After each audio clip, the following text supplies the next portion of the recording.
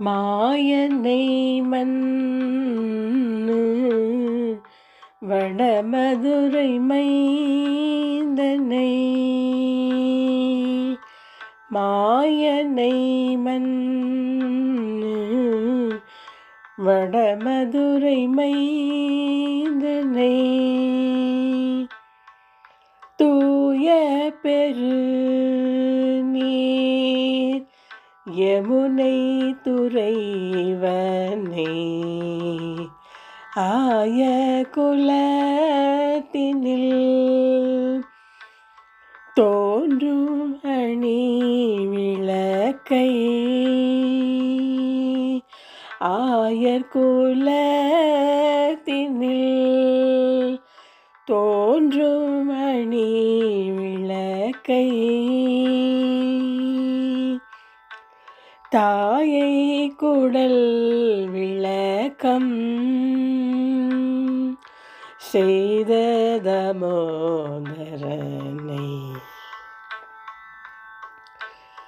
தூயோமாய் வந்து நான் தூமலர் தூவி தொழுது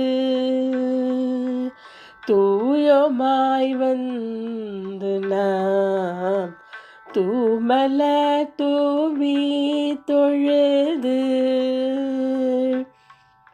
வாயினால் பாடி மனத்தினால் சிந்திக்க வாயினால் பாடி மனத்தினால் சிந்திக்க போய பிழையோ புகுதருவனின்றனவோ தீயினில் தூசாகும்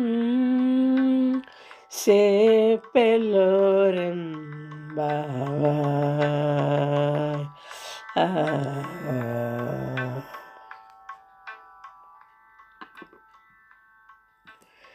வியப்புக்குரிய செயல்களை செய்பவனும் பகவானும் மதுராபுரியில் அவதரித்தவனும் பெருகி ஓடும் தூய்மையான நீரை கொண்ட யமுனை நதிக்கரையில் விளையாடி மகிழ்ந்தவனும் ஆயர் குலத்தில் பிறந்த அழகிய விளக்கு போன்றவனும் தேவகி தாயாரின் வயிற்றுக்கு பெருமை அளித்தவனும் இவனது சேஷ்டை பொறுக்காத யசோதை தாய் இடுப்பில் கயிற்றை கட்ட அது அழுத்தியதால் ஏற்பட்ட தழும்பை உடையவனுமான எங்கள் கண்ணனை நாங்கள் தூய்மையாக நீராடி மனம் வீசும் மலர்களுடன் காண புறப்படுவோம்.